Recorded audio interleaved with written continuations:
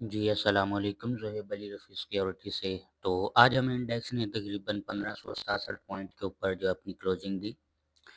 तो आज हम इंडेक्स के बारे में अब इंडेक्स का नेक्स्ट मूव क्या होगा, हम उसको डिस्कस करते हैं। तो सबसे पहले हमने यहाँ पे कल जो अपना एनालिसिस किया था, वो हमारा एनालिसिस जो है वो कंप्लीट हो गया। आधा एनालिसिस हमारा कंप्लीट हो गया और अभी आधा जो है वो एनालिसिस रहता है। हमारा जो एनालिसिस था वो कुछ इस तरह था कि इंडेक्स जो है वो यहाँ पे पहले हम एक ऐसी सपोर्ट बना यहीं पे था, मतलब हमने लगाया था 1,82,331 पॉइंट पे कि यहीं से उठे। लेकिन जो हमारा इंडेक्स है वो उठा है यहाँ से 1,80,605 पे, ठीक है? अब यहाँ पे आ गया, अब इसको रिजेक्शन फेस करनी पड़ रही है इंडेक्स को। तो इंडेक्स को चाहिए, मैं अब बताता हूँ इंडेक्स को कितनी डिप देनी चाहिए। सबसे पहले हम बात करते हैं यहीं से क्यों उठा है। तो सबसे पहले हम यहाँ पे इस चीज़ को एनालाइज़ कर लेते हैं कि ये यहाँ से क्यों उठा। ना तो यहाँ पे कोई सपोर्ट है। इंडेक्स जो है वो सपोर्ट लेता है और उठता है ना, सपोर्ट है ही नहीं यहाँ पे। ठीक है, अगर सपोर्ट की बात करें तो सपोर्ट तो ये है 1,81,447 पे, और इंडेक्स जो है अपना लो लगाया 1,80,647 पे, यहाँ से उठा, ऐसा क्यों हुआ? ठीक है, तो हम यहाँ पे इंडेक्स ने जो है वो अपनी प्राइस गैप होता है जिसको हम एफवीजी कहते हैं, फेयर वैल्यू गैप। और इसमें ऐसा होता है कि जब प्राइस बहुत तेज़ी से ऊपर जाना शुरू करता है, बहुत तेज़ी से, ठीक है, देन वो कुछ अपने छोटे-छोटे पॉइंट्स जो है वो छोड़ देता है। अब ये इसका सेंट्रल पॉइंट था, ठीक है? इस बॉक्स का सेंट्रल पॉइंट है। ये इसको टच किया, अब ऊपर जाना शुरू हो गया। क्यों? क्योंकि ये इसका एफवीजी था। एफवीजी को कंप्लीट किया, अब उसके बाद इसका नेक्स्ट मूव क्या होगा वो आज हम देख लेते हैं, ठीक है?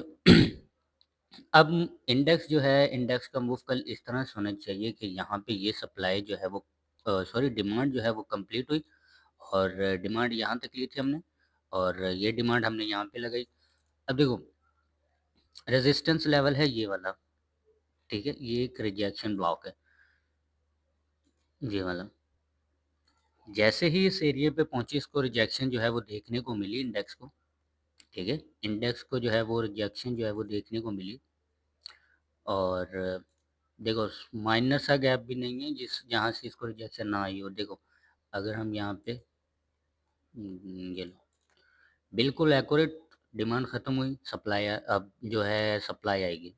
और सप्लाई कितनी आएगी? सबसे पहले हम सप्लाई को मेजर कर लेते हैं। अगर हम पहली सप्लाई हम ये लेते हैं, डेट्स की, और हमारे पास ये सप्लाई, इसको चाहिए हमारा इंडेक्स जो है वो कल इतना लो लगाए, ठीक है?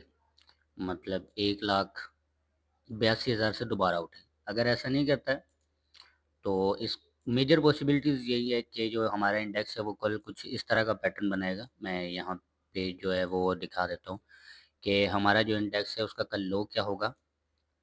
हमारे इंडेक्स का जो लो होना चाहिए, जो कि हम यहाँ से गिरे, यहाँ से, ठीक है, यहाँ तक आए 1,82,946 पॉइंट पे, और फिर ऊपर तक जाए, ठीक है? ये इसका नेक्स्ट ज़ोन होगा 1,85,811 रुपए का, ठीक है, इंडेक्स का।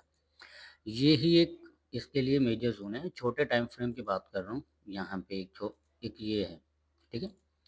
ये एक मेजर ज़ोन है इसके लिए, 1,86,000 मेजर ज़ोन 1,85,000 से जो शुरू होता है, 830 से लेके 1,86,000 तक, ठीक है?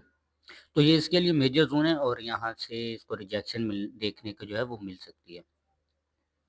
तो हमारा इंडेक्स जो है वो कल यहाँ से लो लगाए, और लो तकरीबन होना चाहिए 1,82,870 का, और देन फिर अपना जो टारगेट है वो कंटिन्यू करे, और इसका जो नेक्स्ट टारगेट है इंडेक्स का वो 1,85,830 रुपए का है। तो हम जो कल के लिए मैं एक जो आपके साथ शेयर करने लगा हूँ वो स्टॉक है एयरलिंक का। अब एयरलिंक जो कम्युनिकेशन लिमिटेड है, इसके बारे में थोड़ी सी हमने पहले भी जो क्या कहते हैं टारगेट बताया था, वो यही था कि इसके जो टारगेट है वो 202 रुपये है। लेकिन अभी ये जो इसने हमें हमें ये लो दिखाया है, ये एक्चुअल लो नहीं होता है, इसको कहते हैं लिक्विडिटी ग्रैब करना, लिक्विडिटी को ग्रैब करना, ठीक है? और इसने यहाँ से लिक्विडिटी ग्रैब की, मतलब यहाँ पे बहुत बंदों के स्टॉप लॉसेस लगे हुए थे, ठीक है? 183 रुपये पे स्टॉप लॉसेस, कई बंदों के 100 ₹80 पे भी लगे हुए थे, ठीक है? इन सब के स्टॉप लॉस हंट करने के बाद जो एयर लिंक है वो अब ऊपर जाना शुरू हो गया, क्योंकि हर बंदे का स्टॉप लॉस होता है, वो बाद में घबरा जाते हैं कि यहाँ से नीचे ना चला जाए, ठीक है? तो इसलिए वो स्टॉप लॉसेस लगा देते हैं, ठीक है? उनके स्टॉप लॉस हंट हुए और यहाँ पे जो एयर लिंक है वो अब ऊपर जाना शुरू हो गया।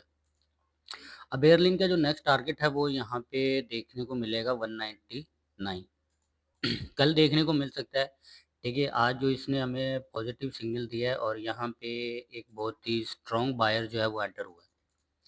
यहाँ पे बहुत स्ट्रॉन्ग जो है बायर एंटर हुआ है, ठीक है? तो अब इसमें कल जो हमें है वो हम एयरलिंक का जो हाई है वो तकरीबन ₹200 का कल अचीव हो जाएगा। और जो दूसरा स्टॉक है डीजीकेसी, तो डीजीकेसी बहुत ही एक लो पे मिल रहा है।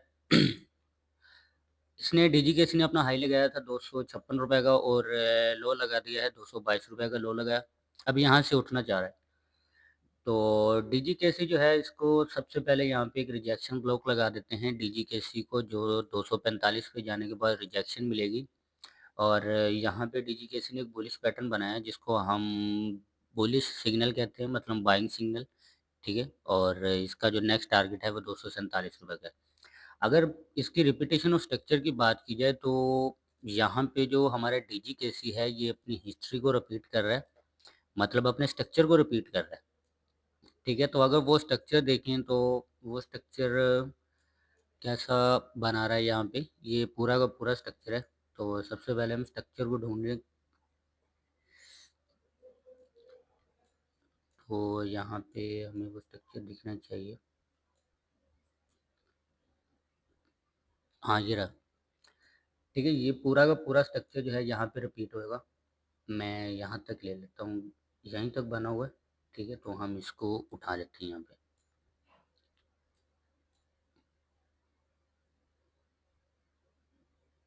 ठीक है? अब ये जो स्ट्रक्चर है ये यहाँ पे रिपीट हो रहा है, रिपीटेशन ऑफ स्ट्रक्चर।